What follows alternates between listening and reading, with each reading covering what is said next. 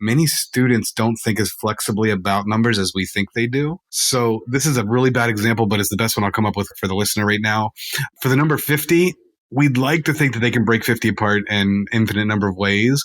But if you were to poke at it, you're going to find that they really only think about it in 4 or 5 ways. And those ways are very limited, such as 25 and 25, 49 and 1, etc. And I'm talking about whole numbers right now, but it applies to really any type of number. And the point with that routine, broken numbers or express it, we want students to play with, get dirty with numbers, and look for patterns on how you break them apart. We know that when you do that, this, there is John SanGIovanni, a math supervisor from Baltimore and an author of the book series Daily Routines to Jumpstart Math Class. In this episode, we chat with John about why your traditional warm-up bell ringer activities need to change, how to build number sense at any grade level and save time doing it, why traditional homework take-up doesn't work, how to avoid creating math sheep, and you'll walk away with 5 specific routine activities to jumpstart your day. But before we get to all of that, let's cue up the music.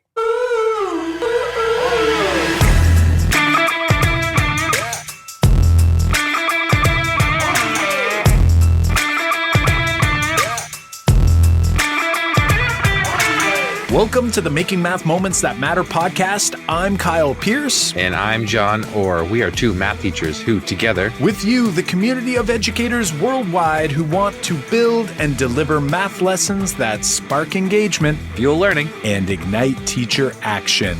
Are you ready for this awesome, jam-packed, resource-filled episode, John? Oh, of course. Before we begin, the Making Math Moments That Matter podcast is excited to bring you the Make Math Moments with Corwin Mathematics book giveaway. That's right.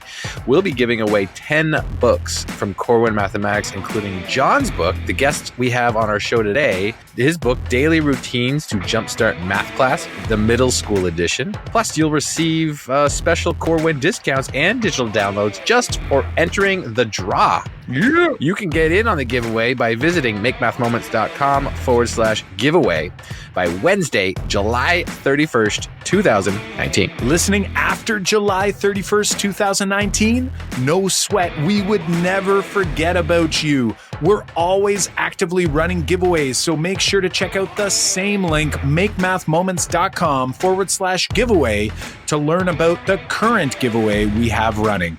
Don't miss out. Dive in to makemathmoments.com/giveaway. That's makemathmoments.com/giveaway. Without further ado, here is our chat with John SanGIovanni. Well, hello there, John. Welcome to the Making Math Moments That Matter podcast. How are you doing this mighty fine evening? I'm doing great. Thanks for having me. John, could you help our listeners understand a little bit about yourself, where you're from? Take us a little bit on your kind of math education journey, if you will, please. Sure. So here's what I do right now. Currently, I'm a math supervisor in Howard County, Maryland, about halfway between Baltimore and Washington. We have 70-some schools in our school district, and I am fortunate enough to work with all of our teachers through professional development and curriculum development and what have you. But I think what we really want to talk about is my math story, I guess. I have a dichotomous background. I learned math in school, and I did math in the world as a student, and those two things did not always intersect. So, I learned a lot of procedures and steps in my math classrooms, and I practiced the hell out of those things. There's my first curse word. I apologize. Let it flow. Let it flow. Keep them coming. So anyhow, no, just like many of us, I had a very proceduralized do the math and plug it out and figure your answer out. But in the real world, I love sports, and I compared Karl Malone's foul shooting percentages to Mark Aguirre's. And I guess my point is that I learned to do math in the world differently than I did in my classroom. And that actually inspired me to think about what it meant to teach math. And as I evolved and became more comfortable, I learned that we could do better things and apply and practice new strategies. Right. It sounds very similar to John and I talk about it all the time on the podcast. We were very good at the game, like learning about math, like we were told we were good at math. And I was happy with that. I know I was. I thought, hey, I'll ride this as long as I can. I didn't have to think, and I just had to try to memorize as much as I could, and eventually kind of fell short when I tried to actually, get a degree. So that was something that sort of rocked my world. I want to back up a second, and you're a math supervisor. I'm wondering, your district is 70 something schools, and my district is just over 70 schools. And I'm just curious, like, what does the day in the life of a math supervisor in your district look like or sound like? Well, it's different every day, which is really great. I'm fortunate that I spend a lot of my time in classrooms, which I think is important for my work in helping teachers, not just in my district, but in other places throughout the country. So a day in itself could be a meeting with my math coaches, reading and learning together. It could be visiting a first grade math class and working with students. It could be visiting a team planning session and listening to challenges that they face. It really goes all over the place. There's ebbs and flows to the school year. So right now we're in the process of getting ready for curriculum writing. We develop our own and make that available to the world for free. So we're looking to polish it this summer. So we're in that throw of getting ready for next school year, but day to day is different. And that's a good thing. But most of the time I spend my time in classrooms, and that's where I'm most at home. But I want to go back to something you said, as a matter of fact, playing the game. I call it being a math sheep. I think we are taught to be math sheep, right? And my motto is no more math sheep. And so I've been working hard to help our colleagues and other teachers think about how can we help students think and reason. That's great. That's great. I've never heard that phrase yet. That's a new one, the math sheep. I really like it. I bet you that brings up some memories here. And, being the Making Math Moments a Matter podcast, we have to ask you this question. If you think back to your experience, you've shared a little bit about that already, but if you think back more to your experience as a student or even as a teacher, what would be something that sticks out to you as a memorable moment from those math classes? Oh, well, I have 3 or 4. Let me share my student ones first. I remember very vividly the first time I got to apply mathematics in a real situation, or at least it was to me. And we were working with ratio and proportion, and I want to say it was maybe 7th grade. And we took small comics and blew them up to be the size of poster board by gridding and creating these proportional representations. And I thought it was the coolest thing. But what was even more cool was later that day, or maybe that week, whatever it was, riding around our town, I saw these billboards, and it was the first time I recognized that I knew how they did it. And I knew that math is actually how they did it. So that's like a really poignant one for me. Another one is in high school. So this is a math phobia I got to tell everybody about. I don't like writing with pencils, which is ironic because, math people do nothing but use pencils. Anyhow, my point is I had a high school teacher, like it got to the point where it was really uncomfortable. And she let me use pen in math class. And there's 2 reasons I share this story.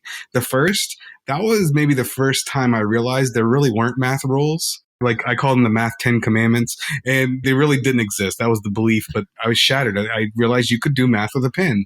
And the other cool thing that came about was that I actually saw my mistakes because I no longer tried to erase them. And the point is that you learn a lot from your mistakes.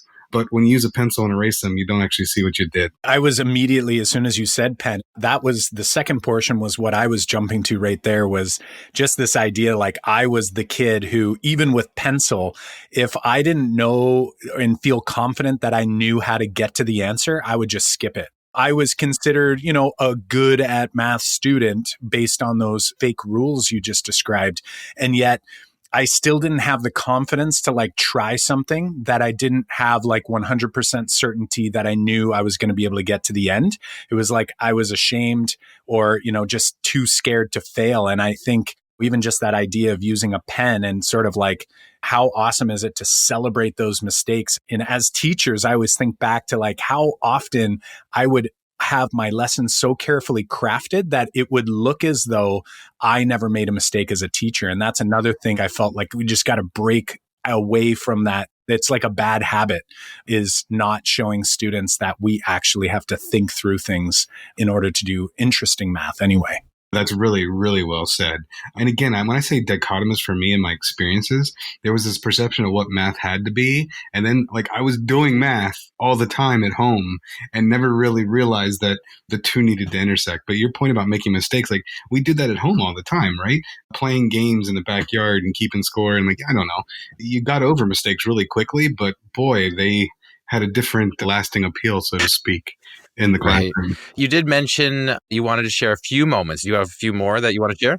Yeah. This one probably sums it up for me the best in terms of, those awakenings that you have, like your math awakenings or awakenings in your career. So I was teaching, it was third grade, and we were working with multiplication. And long story short, I had a pretty traditional math education, yada, yada, yada. So we were working with areas, and a third grade student said, do you notice that each time it has the same factors? Granted, she didn't say factors, but each time the numbers are the same, they're squares. And I was like, oh yeah, I see that. And she's like, is that what a square number is? And at that moment, I realized that's what a square number was. But here's my point. I never understood what square numbers were. I mean, don't get me wrong, I could find square roots, but I never knew why they were called squares. And at that very moment, I was like, oh, is that why they're called cubes? And and I had this great math awakening teaching elementary school and realizing that I was fooled for a long time. Well, you know what's crazy about that? And, John and I have talked about this now that I'm a K through 12 consultant, which sounds as though, my role, going back to you sharing about your day in the life of a math supervisor, it sounds like a very similar role, where I'm in classrooms sometimes, I'm in PLCs sometimes, I'm working with coaches sometimes, all of those things, right? And it wasn't until I came out of the secondary classroom and I started in this K to 12 journey where I've been spending so much time in K through 8, I started really exploring the nuts and bolts of, addition and subtraction and multiplication and division. And when I was doing that exploration to prepare myself in order to deliver a workshop, that I sort of made that connection myself, right? Like playing with arrays and doing all these things and going like, wow, this would have been really helpful for all of those kids that I had in my high school class that were always way behind and I just never knew what to do with them. And it was like, I had that aha moment myself too, right? Going like, oh my gosh, I'm like picturing that. And something else too, like even just going back and just thinking about fractional language and how we use language like quarters for fourths. And it's like, things that we could do to help make things more explicit for young children and even older children, right? Because obviously you were much older than a child when you realized that. And it's like, even though it's right in front of our face in mathematics, oftentimes without being explicit, we completely miss it. It's like it just goes right over our head. Yeah, well said. And, there's one more thing I'd throw in there, too. It is a similar awakening, and it really goes back to elementary math, and that's the distributive property. And, memorizing properties with letters and not understanding them, because then when you grow up, you have to memorize things like the FOIL method when you never understood it was just a distributive property. And I think that those are just prime examples of how we overlook the math. We can do the math, but that doesn't mean we always know the math.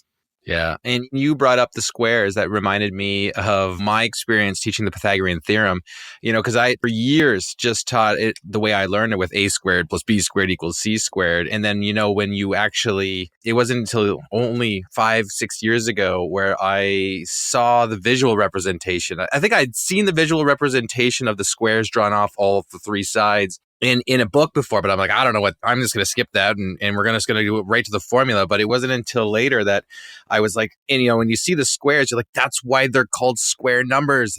It was eye-opening to me. And again, as a secondary teacher, not knowing that till later. And then, what a great way to explore the Pythagorean theorem is to look at that. Like also, with the Pythagorean theorem, it was mind-boggling to me that if you drew the triangles off the sides or like regular hexagons off all the sides, those areas still add up. And then when you explore that with kids, it was awesome to say well, why do we use squares then?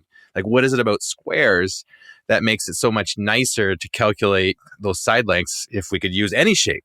And so it's like a great exploration for sure there. So, John, I love the moments that you're sharing. And obviously, you did a little bit of homework thinking about that. Or maybe it's so fresh in your mind. I know for me, my moments like those are so fresh. I'm wondering if we could shift gears a little bit, because recently I had the pleasure of coming across one of your books from your series called Daily Routines to Jumpstart Math Class. And I was wondering if we could take a little bit of time before we dive into that specific book, but we're wondering what sort of experiences in your career had an influence on you to take your passion and then find ways to actually share it with other educators? Was there anything that had influenced you or inspired you? Why did you feel it was helpful to start writing books? Because I know these aren't your only books, but they are the ones that we'll be talking about tonight. It's hard to say there's any one moment. One thing that I've always lived by is take advantage of any opportunity that comes, say yes to everything. And I remember early in my career, I had opportunities to do some curriculum writing in our district. And I just loved the process of diving into the math content and developing resources for our colleagues and then trying those things out in our classroom. And that led me to a special lady in my life, a former supervisor and friend, Kay Salmons, who got me involved in the math in our district and took me to national conferences and took me under her wing to speak in sessions. And just, I had opportunities to be exposed to learning about math. And I saw this great community that we have.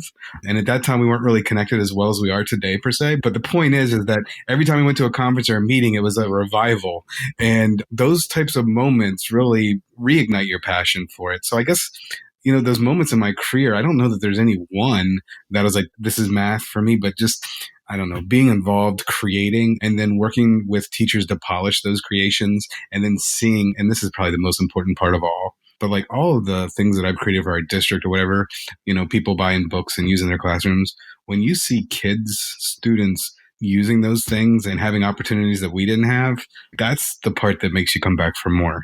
So I don't know how well that answers your question per se, but that's kind of how I got started, and it becomes, I don't know, a passion. Yeah, for sure. And I think too, and you mentioned national conferences, so I'm assuming probably NCTM. Were there any other conferences that sort of stuck out early for you? Yeah, it was NCTM. It was our state conferences, which is the Maryland Council of Teachers of Mathematics.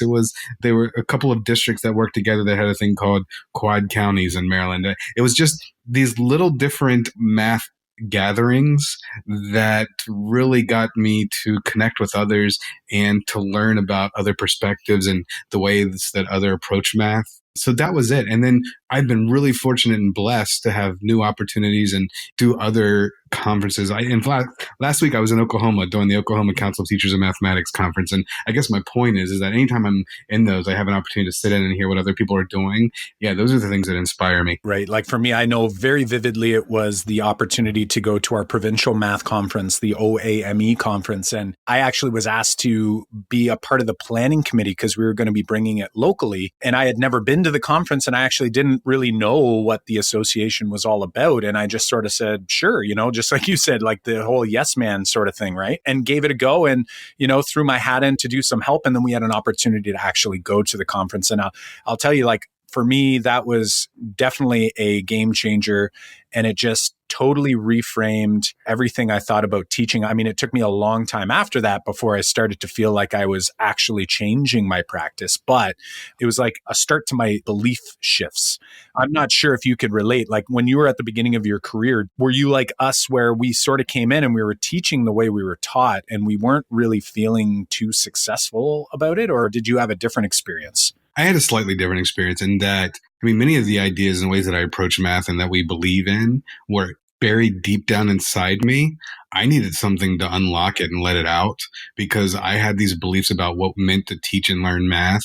And it wasn't until I was exposed to, no, you really don't have to do it that way. And there's research that supports new approaches and thinking and reasoning and so forth. And I guess for me, it was more about having an opportunity to unlock those and then to grow my ideas based on those exchanges. But I want to go back to one other thing you said real quickly. And you said you got involved with a program. I think that for many colleagues, we don't recognize there's so many opportunities out there. And for some of us, started as just volunteering at a conference and, you work with somebody. And I guess my point is that our councils, our institutions, our organizations really want members to be involved, but it never feels like my voice matters or that I can. Does that make sense? Oh, totally. I know that it can be a struggle with the internet, you would think that we could find things easily or we would know that these things exist. But it's really hard. There's so much out there now, right? Not just obviously math, but just everything coming at us. And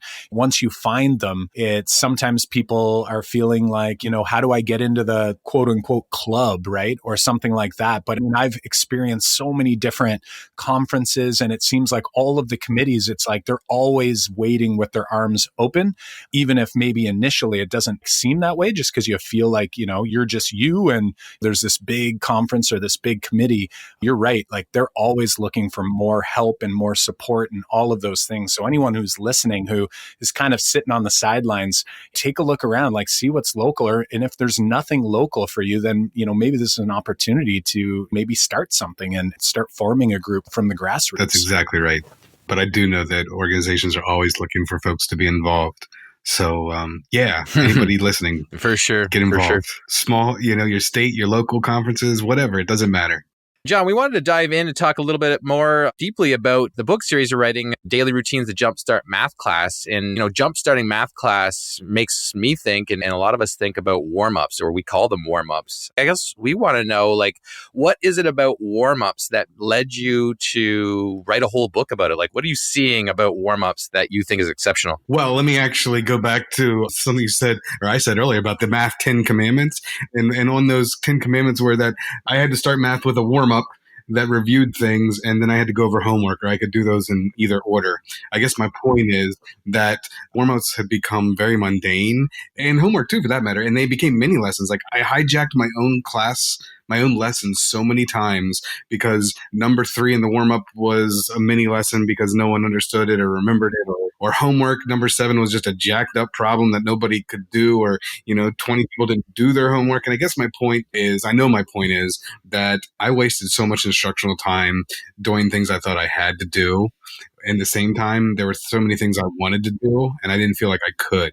And one of those is developing number sense, right? And I'm going to get into that in just a second. But there's one other thing that I had challenges with when it comes to routines traditional warm-ups and going over homework to start class. And that is, I told my students all the time that thinking and reasoning is what mattered, right? I was interested in how they did math more so than the answer that they got.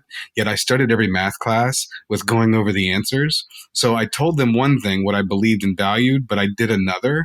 So they had this real big disconnect about, you're telling me you care about our thinking, but you're only going over the answers.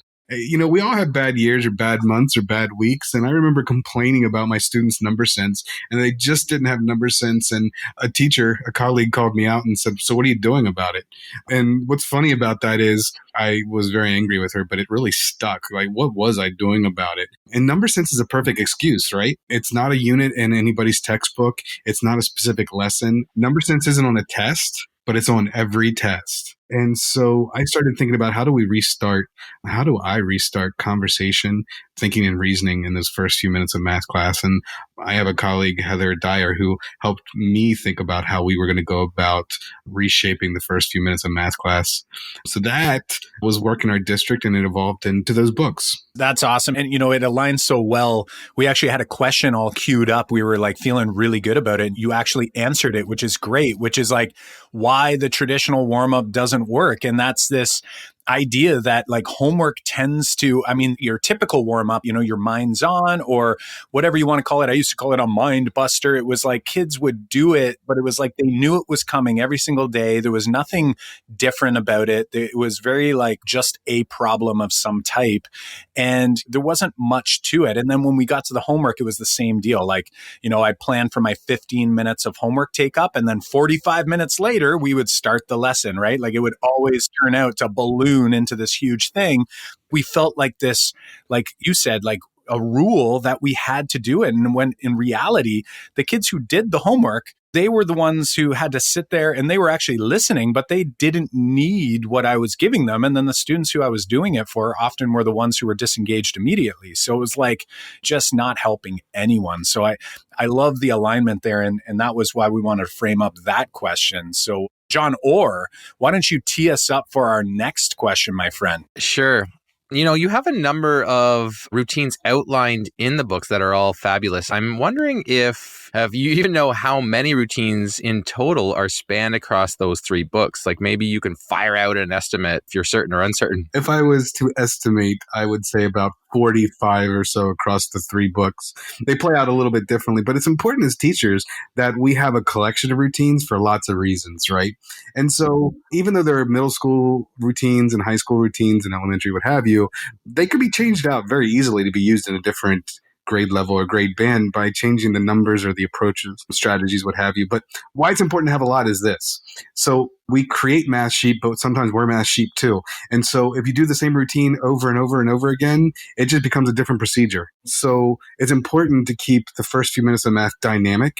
And when we're growing and engaging in number sense, you have to do it in lots of different ways, or it just becomes, again, another procedure. So there's a little over 45, I guess I'd say, over all three of the books. Awesome. Now I'm wondering, thinking about this, so there's 45. I'm wondering, are there some that are sort of like more of your go-to strategy? Like, do you have maybe a couple favorites that you wouldn't mind giving us a little bit of background in? Maybe something that someone might be able to hear this. They might be driving to work right now and, something they might go, wow, I'm inspired to at least check out or look into some of these routines. I'm sure if they Googled some of them, they may, even pop up. They might have some sort of variation of a few of them. Are there any that are sort of like up your sleeve that you wouldn't mind sharing? Yeah, sure. Well, let me say one more thing about that too. There's different ones that have different memories that are favorites for different reasons, right? But number sense is such a complex idea that the routines, they do different things. So one of my favorite routines I call Picture Perfect, where we pose a picture to the students and ask a provocative question. So they might see part of a Ferris wheel and have to estimate how many people could ride it at one time. Or they might see a plate of brownies and know that one brownie is 125 calories. So how many might be on the plate? What I discovered in my own students that live upstairs in my house and those that I taught, they don't see the math in the world around them. They're not constantly engaged in thinking about, I want my real kids, my flesh and blood, to walk into a room and say, there's about 50 people in here, right? I want them to see numbers and push back on them. And so Picture Perfect is one of those routines that starts and helps them start to see the math in their worlds. I like other routines I'm not really creative when it comes to titles. One of them is called More or Less, and it's real simple. It's about estimating if something is more or less. If you've ever had a student do a calculation and not recognize that they're not even in the ballpark, this routine and a bunch of others are really good for you. And that is having students think about, let's do 2 7/10 times 14 5/10 or something like that. We give kids or students expressions and we have them determine if it's more or less than a certain benchmark. So in that case, the numbers I use might be, compared to 50 or something like that. More or less is one of my favorites because I remember vividly telling students to put their pencils down. We weren't doing math like that anymore. And so I come back to that because it's just a really cool routine for kids to estimate solutions and then compare them to a benchmark. One more for you. One of my favorites, if you've ever played $20,000 Pyramid or math headbands, or excuse me, not math headbands, but the game headbands where one person's giving another person a clue about something and they guess it. Math Yapper is a version of that. I call it Math Yapper because, you're sharing ideas through your Yapper. But we do it with vocabulary, but then we pivot and do it with numbers. And every time I do it with adults, in fact, I did it with adults this morning in another part of Maryland, they could give clues for vocabulary like nobody's business. But as soon as I changed the targets to be numbers, they couldn't communicate about numbers at all. Those are three of my more favorite, so to speak, routines. But I think the thing that I hope the listener hears is that they're designed to get kids engaged in thinking and talking. Yeah, for sure. And we've talked a lot about that here on the podcast too. And we've referenced some very similar strategies. What we've called starting a math fight has been kind of like my go-to for the last year or so of like, how can I create more math discussion in my room at any time in the class? A lot of times it's at the beginning. And I've used the headbands one that you referenced for sure with math. Like any topic can be great. Like put a number up on the kid's head and they have to ask questions. I've had high school students putting rational functions up on their head and they have to figure out the equations or even parabolas. That one's a good one. There's a couple more in our kind of math fight. We use Andrew Stadell's Estimation 180, which kind of goes along with like the Picture Perfect one that you've referenced here, which is always great because it's always like too high, too low. Those are some good ones. I've used one quite frequently called Two Truths and a Lie, which is kind of that game, the tell two true statements about yourself and one lie about yourself, and everyone else has to figure out which one is the truths and which one's the lie. And you can easily mold that one into a math one. You could put an expression up on the board or a statement and have kids in 3 statements, and they have to figure out which ones are truths and which ones are lies, or have them. And the best part is you could have them come up with the truths and the lies and have them try to fool each other. So those are some good ones for sure, which always are trying to start a math fight in our rooms for sure. Yeah, and it's funny because I look back and, I've got the middle school version of Daily Routines right next to me here. And I'm sitting there going like, which book did I see that one in? And I saw it in the middle school book there. A lot of these other ones too have different names, but you can see how they sort of can be easily modified, right? And you reference that in the book a number of times about the idea that like nothing's set in stone. I really liked that. You're not saying like these routines have to happen the exact same way that we've put them here, but you've done a great job giving people a great starting point. So I'm going to push you just a little bit further and say, like, you've mentioned 3 here. Let's imagine that someone's at home and they're thinking about this and they're going, cool. Okay, so there's these 3. I'm wondering, could you hook them up with like 2 more low-hanging fruit routines that you think would be like, okay, I'm just getting started and I don't want to overwhelm myself. I can't learn all 20 and use them all tomorrow, obviously. But let's say I was like planning out 5 days in a row. What might be those last 2 routines? And I'm sure that some weeks you're going to repeat some in the same week. It doesn't have to be all unique, but just so that people have 5 in their back pocket before they head out for the evening. Yeah, no, that's good. And you made a really good point, right? It may be that I do one routine for a whole week before I shift and move to another routine. And thinking about where I am and how I want to modify it for the best meet my students' needs is important. So 2 others that I like a lot and really pretty easy to run with, and that is one called Where's the Point? And I discovered that my students had very narrow perspectives about how numbers were related, especially through number lines. They believed that number lines had to end with 0 and something, 0 and 1, 0 and 2, 10, what have you. And so Where's the Point is a routine where students are given an empty number line with 2 endpoints. They could be decimals, fractions, whatever you might want to have, and you just place a point on that number line and ask them to make an argument, a math fight, as you say, which I love, about what that value might be. And then right below that, so after you have that conversation about what it might be, then you offer another number line right below it with a similar missing location, but you change the endpoints in some way so that now they have to reason about how that value has changed based on the value of the endpoints changing. And I discovered that students didn't recognize they didn't think dynamically about numbers. In fact, with integers, like every number line they ever worked with had a 0 in the middle. Like 0 was in the middle of every number line with integers, and didn't realize that I could have a number line with -33 and -55 as endpoints. So Where's the Point is a really nice, easy place to start. I think one other one is called Broken Numbers, or there's a different one similar to it, and that's called Express It, where students are given a value and they just have to decompose that value in a collection of different ways, share it with others, and then you build a record of ways to decompose numbers. But here's something I discovered. Many students don't think as flexibly about numbers as we think they do. So this is a really bad example, but it's the best one I'll come up with for the listener right now. For the number 50, we'd like to think that they can break 50 apart in infinite number of ways. But if you were to poke at it, you're going to find that they really only think about it in 4 or 5 ways. And those ways are very limited, such as 25 and 25, 49 and 1, etc. And I'm talking about whole numbers right now, but it applies to really any type of number. And the point with that routine, broken numbers or Express It, we want students to play with, get dirty with numbers, and look for patterns on how you break them apart. We know that when you do this, when you decompose numbers frequently, you become a better computer in general. You have new strategies and see new relationships. Those are great ones. I got a question. I'm wondering about how you specifically set this up in your room. So when students come in, we're doing one of these to begin class. Are they at their desk? Are they standing? Are they in groups? Could you fill us in on what that might look like for those teachers who are like, I want to try this in my room? Like, how is it set up? What do you think is optimal here? I think whatever's best for that individual is optimal. So, and I don't mean that to be coy. Having anytime students are in proximity to each other so they can talk with each other, that's really important. Standing up, I don't know that I would necessarily, that's a great idea, but it could work for some classrooms. So I do want to share this. Once students are trained on any one of the routines, those routines should become, routine. students should know how to interact with it without a lot of prompting and what have you.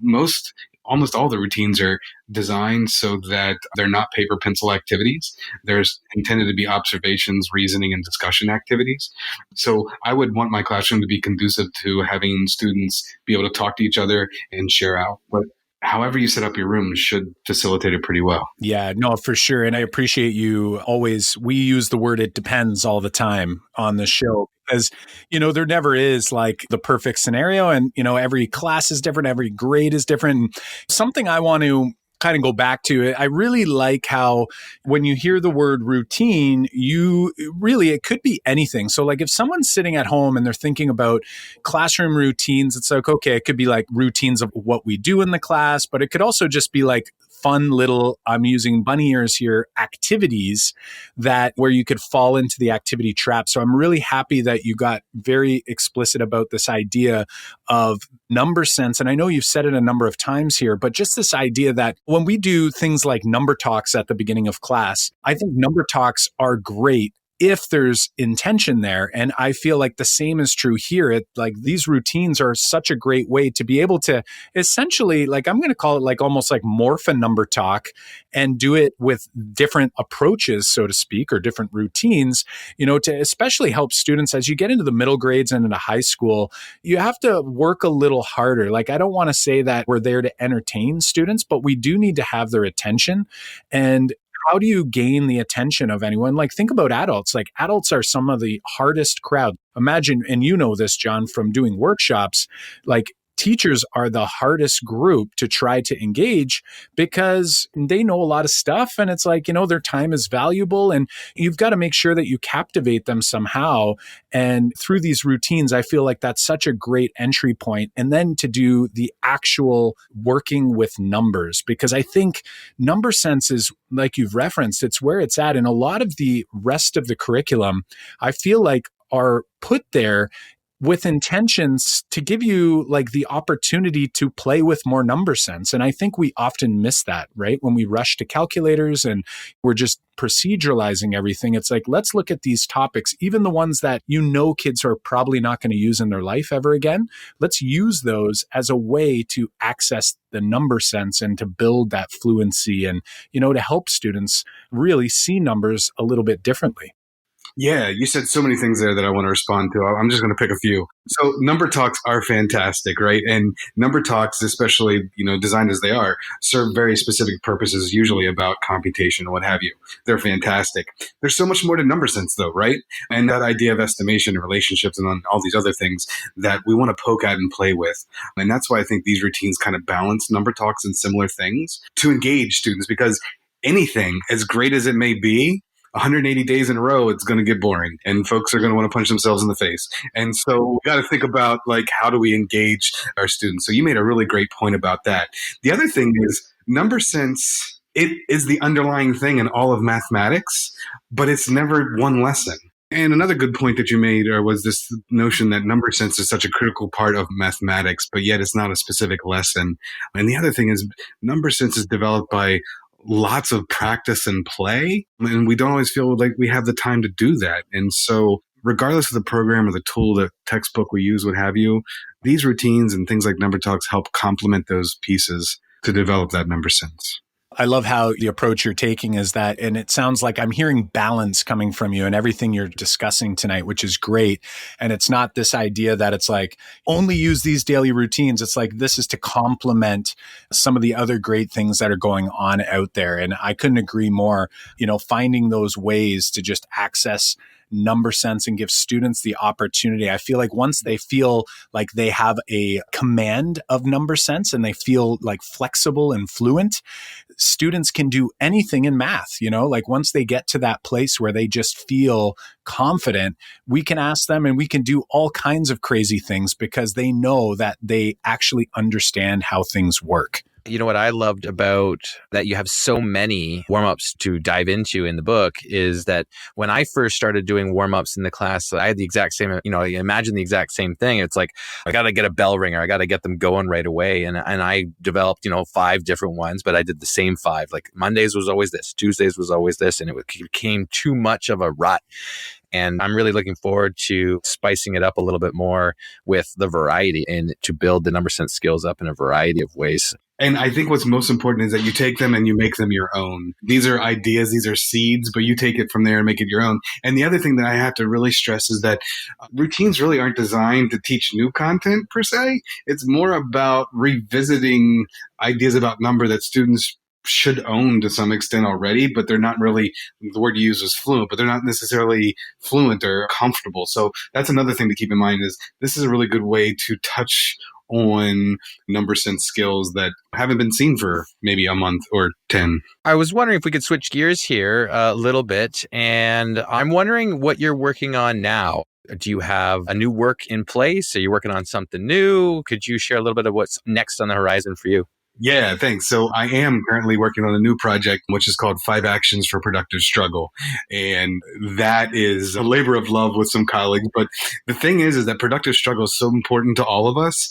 But we've had little training about how you grow it and deal with it. And for many of us, our experiences, our own math identities tell us to stay away from struggle as much as possible.